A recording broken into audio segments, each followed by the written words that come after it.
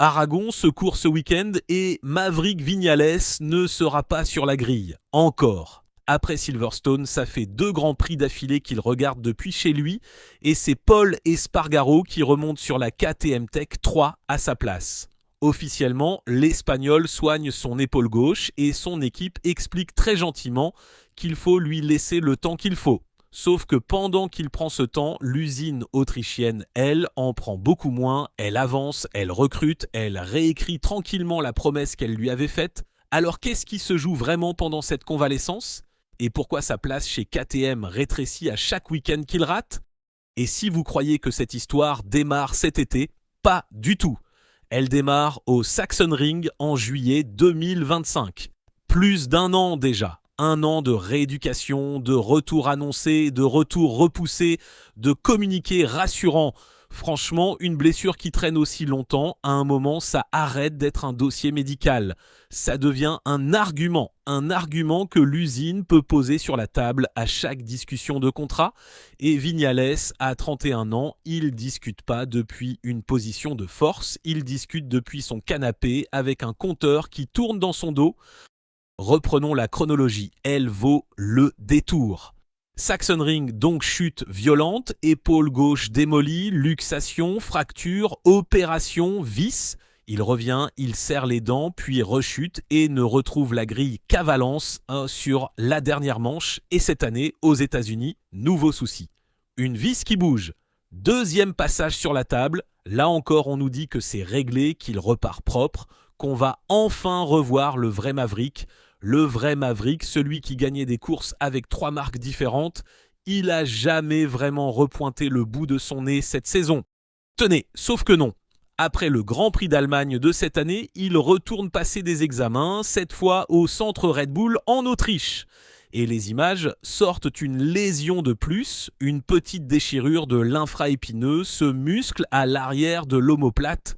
1 an après la chute initiale, cette épaule, elle s'est jamais vraiment refermée. Elle a juste été rafistolée assez pour tenir un week-end à la fois. Et il se retrouve devant un choix franchement cruel. Opérer maintenant, c'est perdre toute la fin de saison. Ne pas opérer, c'est le traitement conservateur, la rééducation et l'espoir de revenir à Misano. Il a choisi de ne pas opérer. Retenez bien ce choix, il dit absolument tout sur ce qu'il est en train d'essayer de sauver. Et ce qu'il essaye de sauver, c'est pas une épaule, c'est un contrat. Rembobinons jusqu'à l'hiver dernier. Vignal roule chez Tech 3, la structure satellite, avec une idée très nette en tête. Monter dans l'équipe officielle, et il inventait rien, les signaux qu'il recevait de KTM allaient exactement dans ce sens. Une place de pilote d'usine promise, ou en tout cas très fortement suggérée, à celui qui avait accepté de repartir dans une équipe satellite à 30 ans passés. Sauf que le marché a bougé beaucoup plus vite que son épaule. Le constructeur autrichien perd Pedro Acosta, parti chez Ducati. Il ne garde pas non plus Brad Binder et signe le même jour Alex Marquez et Fabio Di Giannantonio. 2 pilotes officiels annoncés en juillet, 2 guidons d'usine verrouillés pour 2027. Et Viñals, lui, il apprend ça par la presse. Comme vous et moi. Le retour à Misano, vous l'aurez ici le week-end même, alors abonnez-vous. Et ce qui restait sur la table, du coup, ça ressemblait beaucoup moins à une promotion qu'à une invitation à rester exactement là où il était déjà. Pete Beirer, le patron sportif de KTM, l'a raconté lui-même et je vous lis ces mots. « Il y aura une place pour toi mais on ne peut pas te dire où ni quoi. Voilà ce qu'on propose à un champion du monde Moto 3 devenu vainqueur de Grand Prix avec 3 constructeurs différents. Une place quelque part, on vous dira plus tard. » Pour un pilote qui avait accepté la satellite justement en échange d'une porte ouverte vers l'usine, c'est une réponse qui vaut refus. Selon KTM, Viñals a dit non et l'Allemand a défendu sa 2e équipe. Il a lâché ceci. Il a choisi de dire non à notre 2e équipe qui n'est pas une équipe B. Ah, et au passage, il y a un détail dans cette histoire qui fait vraiment mal. Le pilote qui récupère sa moto à Silverstone puis en Aragon, Pol Espargaro, c'est le même homme qui passe l'année entière à développer le prototype KTM de 2027, la nouvelle machine à 850 cm3 chaussée en Pirelli. Celui qui roule à sa place aujourd'hui est aussi celui qui construit le futur dont il est exclu. Et c'est là que la vraie phrase de cette histoire tombe. Quand on interroge Beirer sur cette fameuse promotion, il répond ceci. Ce n'est pas un secret que nous espérions qu'il soit l'un de nos pilotes d'usine à l'avenir. Espérions. Au passé. Vous l'entendez, ce temps de verbe ? La promesse était déjà conjuguée au passé pendant que Vignals, lui, enchaînait encore ses séances de kiné en pensant la remplir. L'Espagnol croyait négocier son avenir. En vrai, il négociait sa sortie et il était le dernier informé. Le dirigeant allemand a d'ailleurs ajouté que Maverick était loin de nous montrer qu'il retrouverait sa forme d'antan. Traduction, l'épaule est devenue le motif officiel d'un divorce déjà signé ailleurs. Alors regardons le compteur puisque maintenant c'est lui qui décide. Depuis que cette épaule a lâché, on en est à 12 sprints et 12 courses manquées.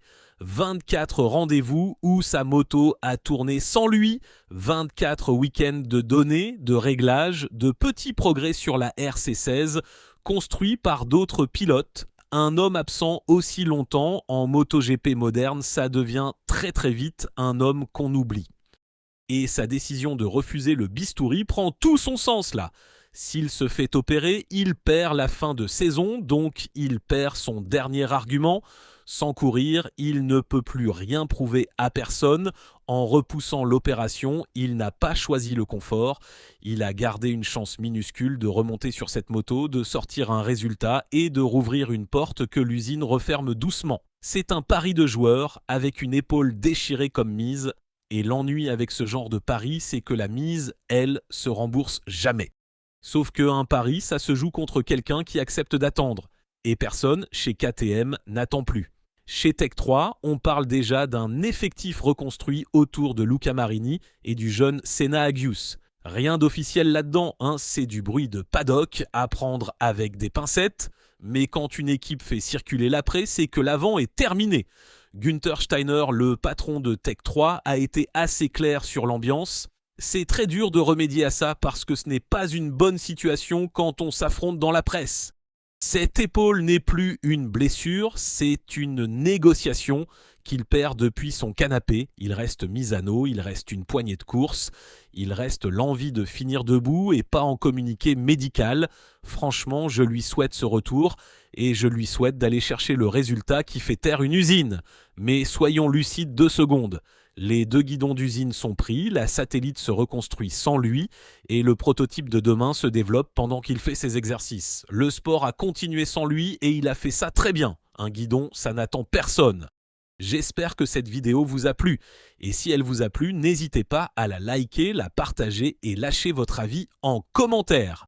Vous êtes plutôt Team Vignals, trahi par une usine qui a changé d'avis en cours de route, ou plutôt Team KTM qui a juste arrêté d'attendre un pilote absent depuis plus d'1 an.